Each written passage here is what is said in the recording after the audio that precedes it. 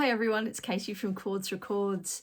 It's been just a phenomenal last month of music for me, and the records that have been coming in, two or three of them I think are going to make the top 10 of my year list. Just incredible. And there's another kind of theme which is emerging, which I'll talk about as we go through them. The first one I want to share is just going to be a kind of a roundup of these recent albums that I've acquired, is the latest album by Wednesday. MJ Lenderman and Carly Hartzman's band Wednesday have put out a new album called Bleed. This is my Australian limited edition numbered copy. I've got number 2 of 100 actually, which is lucky. I've talked about Impress Recordings, which is a small imprint label. They release some of their own. They import some. They do exclusive editions. There's another one coming up actually. And for the most part, they're all really great, and that we have very similar musical styles or tastes, I'd say. Anyway, they also released another live album, which was exclusive to them. I think it was earlier in the year, from a live gig that Wednesday did about a year and a half ago, and they released it. But this is the new album, Bleed. And this album is fascinating. If you don't know Wednesday, it's usually fronted by Carly Hartzman, as I said, female singer, and MJ Lenderman, who they were in a relationship for 5 or 6 years until they weren't. He still continues in the studio, a full member of them, but he's not in the touring band anymore. And they recorded this album in the studio after they'd broken up in 2024, but they did not let the other band members know until after the recording had finished. And you can tell in some of the lyrics, a lot of the songs are co-written by the two of them and other members of the band. And it is a sort of angsty, angry album.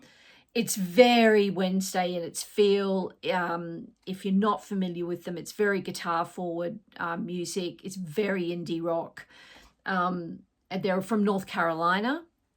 It's very much of the time, actually. There's a few of this kind. I love this genre of music that's coming out of America at the moment, quite often by young men who are sort of not angry, but they're really leaning into indie rock or indie rock folk in a way that's just fascinating.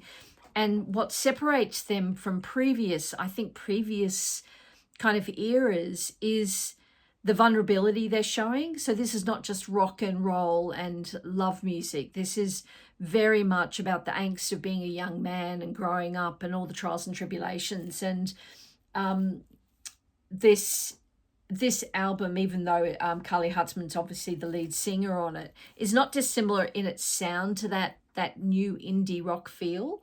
I mean, it's been around forever, I guess, probably from the late 90s, early 2000s. But this band, Wednesday, honestly, and this album is an absolute tour de force of their music, of their style of music.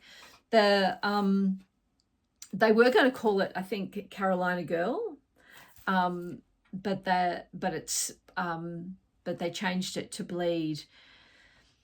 I think Bleeds. I think from an artistic endeavor, it's an absolute success. I don't think I love it as I know I don't love it as much as MJ Lenderman's solo work. His Manning Fireworks, honestly, is one of the best albums of this decade, in my opinion. But anyway, that's the first album in this batch. The next one is an absolute revelation to me, by a young man he's 30s, called Matt Maeson. I kept the shrink on there just because of that enormous hype sticker. Look at that. And you can see it's he's got featuring Manchester Orchestra, but from what I can tell, it's only on one track. I'll just take that off so you can see the album. So this beautiful album I stumbled across it from a guy I follow on Instagram, and it's called A Quiet and Harmless Living, which is just so beautiful. And this artist symbolizes or personifies what I was talking about, this kind of young male energy that's coming out of America. And I feel like they're young men who have kind of seen a lot. There's Zach Bryan would be another one. It's almost kind of leaning into that sort of country vibe, but not quite. It's definitely indie rock. This one that's actually got quite a lot of piano forward, but it's this beautiful these men kind of leaning into their vulnerability, but with the hearts of poets, just really looking at the world outside them, questioning the world outside them, reflecting on the world. And there's something really fragile and beautiful about it. This album was a revelation, as I said, and could be in my favorite top 5 of the year. I can't find many reviews on it. It was released in early September. I didn't know anything about him. And I think he's like early 30s, Matt Maeson. He's got a child, he's married. And the music is just this beautiful, it's sweeping, it's lush, it's got orchestrations, it's got piano. The melodies are what really drives it. And when I first put this on, I played it back to back 2 or 3 times. I just kept on flipping it. I could not get enough. I was doing something else at the time, and it was the perfect album to have kind of as I was working, and I just absolutely fell in love with this artist. It's released on Atlantic. I'll show you the vinyl.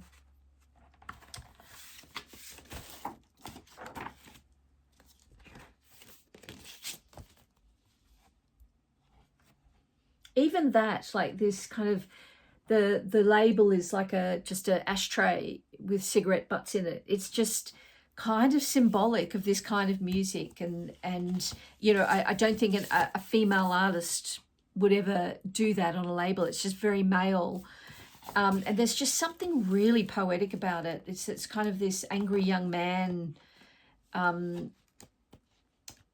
kind of genre. And I don't know if I'm seeing it because I'm an older woman and I'm feeling nurturing towards them, or I just fully appreciate, I mean, I love the music. I know I'm not the target audience, but I just absolutely love it. Cannot get enough of it. So that's Matt Maeson, A Quiet and Harmless Living. Highly recommend it. And the next one is a not dissimilar artist. His name is Ryan Davies, and shout out to Digital Gramophone John for kind of recommending this album on his Instagram.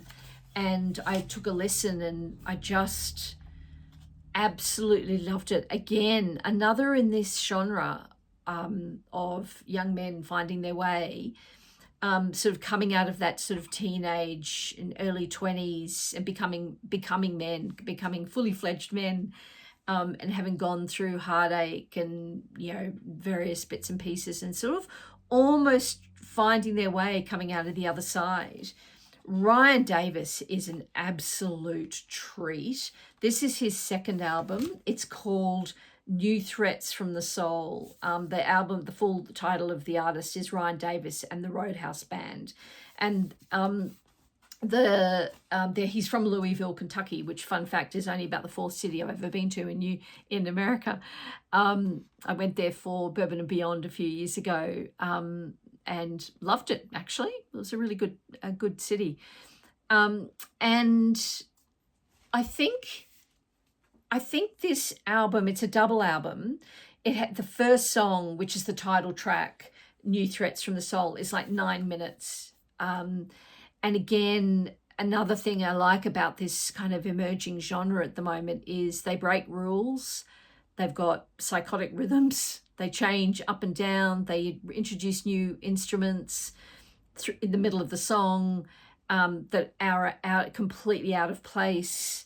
They kind of don't care about the 3-minute radio songs. It's very indie rock folk. This does lean into a little bit of country at times, or possibly Americana, but I suspect if we're going to label it a bit of country. The beautiful harmonies on here, and the artwork, which is a bit fun, which is echoes the first album of his. It's like kind of like doodling. It's all his drawings, and in fact his photographs as well, which are really quite stunning. They're very much documentary style, almost that kind of Robert Frank of the Americans, the classic American photographer. Absolutely love that, and it's actually beautiful. A beautiful release. Sophomore Lounge is the label. Oops, sorry, I banged the camera. And I'll just show you the album. Thankfully, this was on black vinyl. Finally, some black vinyl. Again, the label's recreating the doodles of the, not in polyline sleeves. I will get it into polyline sleeves, just in these green, very kind of pale hue green paper sleeves. So Ryan Davis, fantastic double album, and he's a writer. You know, I should say he's a writer first and foremost. He really leans into he leans into what he knows. They're very domestic or suburban type vignettes in his work. Really love him, and I'm really pleased to have discovered him. The next one is an album from last year, and I finally have it on vinyl, and there's a reason for that. So this is the other Impressed recordings that I was telling you about. They released Wonderhorse, the Midas album from last year, which has probably my favorite deep cut of last year, Aeroplane, which is the last song on track 2. Absolutely love that song. In fact, I think I might have featured it in my deep cuts roundup at the end of last year, which I'll do again this year. This is the Australia New Zealand tour exclusive edition on red and white splatter vinyl. Beautifully produced by Impressed Records. Only available in Australia and New Zealand by Impressed. I got number 36 of 100. Just to kind of mark their touring of here, which is just happening now, or in the last 2 or 3 weeks. And I never had this on vinyl. I did order a Zoetrope just for the fun of it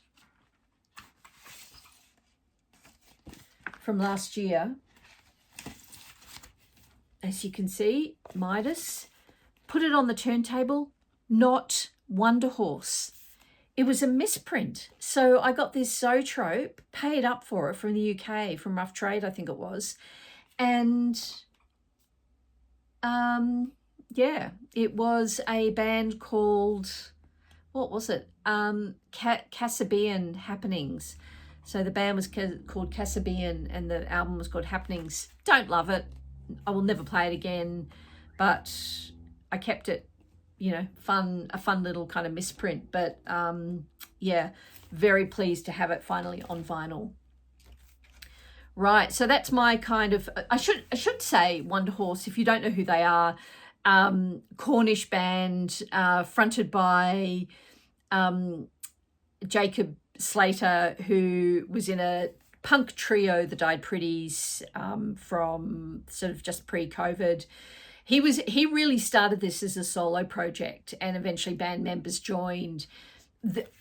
Just a stunning album, honestly, one of the best albums of last year, if not the best album. It wasn't for me, but it was one of the best albums. And Jacob Slater, fun fact, played acts as well, and he played, I think it was the drummer in a 6-part documentary series on the Sex Pistols. But there you have it, Wonderhorse. So that's the end of my kind of sort of this modern crop of male rock, indie rock, folk, brilliant musicians and songwriters. The first few were from the US, and of course Wonderhorse is from Cornwall. Right, now we move into a few really recent releases from women in probably not dissimilar style. Let's call it folky Americana. And the first one will definitely make my top 10 of the year if everything stays the same, and that is Anna Tivel, Animal Poem. Absolutely majestic album. If you don't know Anna Tivel, she's been around for quite some time. Indie folk artist from Portland, Oregon, I think. And she is an exquisite writer.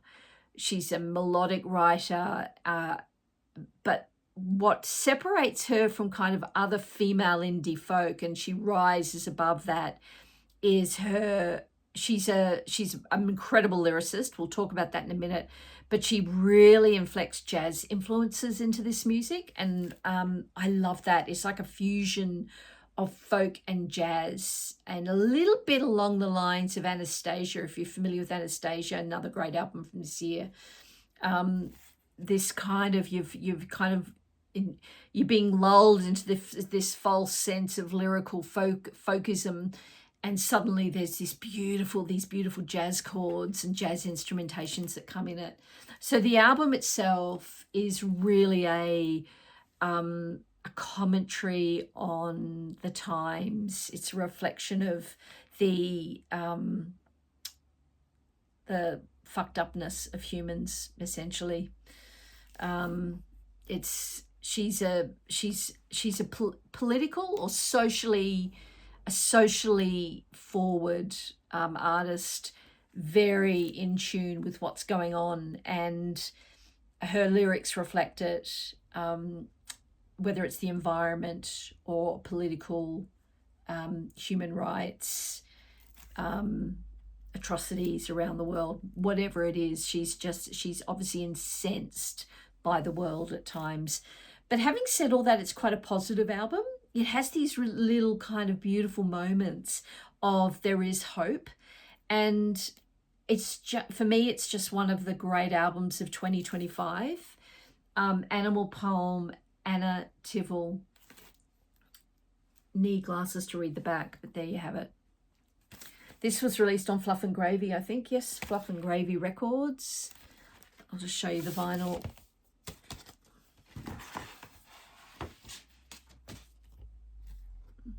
Like the blue marble of earth.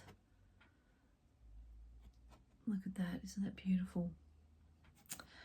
Okay, so Anna Tivel, Animal Poem. The next one I want to talk about is a long-time favourite artist, Amanda Shires. Amanda Shires is a Nashville homed. She lives in Nashville. She's a Americana or country fiddle player, singer, songwriter, and this is her breakup album, her heartbreak album after her sudden divorce, breakup from Jason Isbell, the other amazing country or Americana singer. Jason has moved on with someone else. Amanda is left back in Nashville to write this album, and it does not hold back. It's torch songs, it's heartbreak. She names a couple of his albums or music in the lyrics. Like, she just doesn't hold back. It is so beautiful. It's ballady. It is predominantly ballads, although there's one absolute banger on here that turns into some psych 70s loud scream, Peace of Mind, which is just phenomenal. And side one, it was produced by her longtime collaborator, Lawrence Rothman, who produced Amanda Shires' last album, Take It Like a Man, which was made, you could tell, in the beginning of the cracks of their marriage. And it was just before that documentary was released on the two of them, which was really hard to watch. If you want to see a marriage disintegrating, that documentary, it's hard to watch. And they break up like less than a year later, I think. She's an absolute mastermind. She majored in English. Like she knows how to write, that's for sure. But she's an extraordinary violin or fiddle player, and just a brilliant songwriter. So Nobody's Girl, it's a play on words. She's not saying I'm nobody's girl. She's saying I'm nobody's girl. I'm my own. There's a lot of play on words in this, and absolutely brilliant. I think it's a masterpiece, her best album to date. Absolutely love it. I love Amanda Shires. She's quirky as AF. Her Christmas album is stunning, and I'll always buy her albums. I'm a completist. Love her. Okay, the next album I have, the final new album I have by another woman, this time somebody who's been around forever, and I will not hear a bad thing about them, and that is the absolute queen, Patty Griffin. Her latest album, Crown of Roses, from a few months ago now. I had to have it, mine arrived warped, so I had to have it flattened, and I finally got it back, and I've been playing it, and it is beautiful. It's quintessential Patty Griffin. Like, if you know Patty Griffin and you know her music, and her very distinctive voice and rhythms, it's her. There's no surprises here. There's it's a short album. There's only 8 songs on it. And there's a beautiful cameo by Robert Plant. Of course, these two were in a relationship together for a number of years. And when it ended, they remained dear friends and collaborators. And he has a little feature on Long Time, as just with his backing vocal. It's quite beautiful. Long Time is actually a searingly haunting, sparse song. Beautiful thing about this album, and I read a wonderful interview with her. How old is she? I don't know how old she is. Maybe she's in her late 50s, 60s, maybe. I might be doing her a disservice there. She might be in her early 50s. Actually, I'm going to check that out. I'm back. 61. I was spot on. She said she has spent her life writing about men and trying to understand men. That has kind of been the thematic through her musical artistry. This album, she says, is the first album where she really is only interested in talking about women. She's come out of COVID, where she did not enjoy. She didn't have any epiphany like a lot of other artists. She hunkered down, and her father had died. Her mother died earlier this year, and she was one of 7 kids of her mother, and that's her mother's wedding portrait on the front cover there. And I think the album is almost like a kind of a nod to women, a nod to the great women in her life, or the challenging women in her life, or the questions around women in her life. Some are characters and beautifully drawn characters, and some of them are about her or her, like her mum. And I guess, she had cancer a few years ago. She is aging. She's going into that kind of third phase of her life. And there might be a mortality question that's coming up as well. But she says this is about women, and it is, but it's still very much that beautiful, gospel infused, country, folky sparse music of Paddy Griffin, and the lyrics do weave in around this kind of returning to herself. In fact, the first song on here, Back at the Start, kind of alludes to that. And the first song of side B, All the Way Home, I mean, if you look at the track listings, they're all very reflective song titles. Look at that beautiful cover. I'll just hang on there for a bit. Isn't that a beautiful illustration?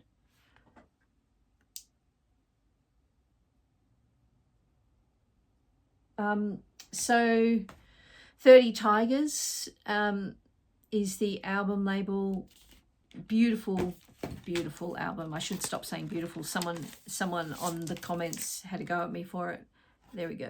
Blue vinyl. I don't know. I'm a happy person. I find a lot of things beautiful. If I'm featuring on this channel, chances are I don't hate it. That's for sure. All right. And then just a quick comment around the Buckingham Nicks reissue. I got the limited edition Rhino, beautiful, mastered by Kevin Gray, and it came with the mini single, which is like a little mini album, and even the singles are in sleeves and they're polylined. I'll just take them out. They're a little bit tight with these Rhino.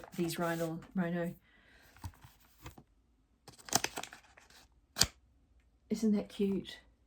So a double single, and I love it. I love Buckingham Nicks. I'll show you my other versions, but before I do that, I'll show you I quite like these little, I've never seen anything like it, the little mini double, and I got the same thing for the Fleetwood Mac one just released. Oh, it's even got the same crack as those beautiful double albums, and same thing for Fleetwood Mac.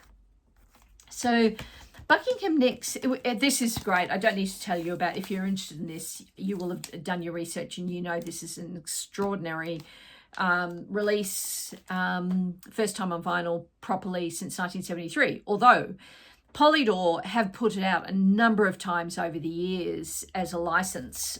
So I wish people would stop saying that it's the first time on vinyl since 1973, because it's not. And I'll show you two of my official releases. This one, they're both Australian. This one is from, I think, 1976. Officially released on Polydor in Australia.